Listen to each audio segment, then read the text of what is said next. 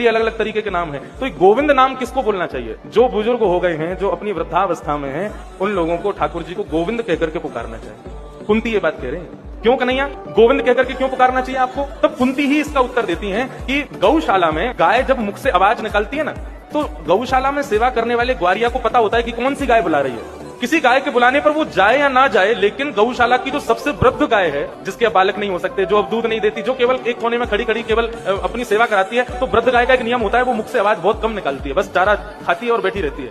लेकिन यदि कभी वृद्ध गाय बोलती है तो गौशाला का जो ग्वारिया होता है ना, वो तुरंत जाता है, अरे आज ये कैसे बोली।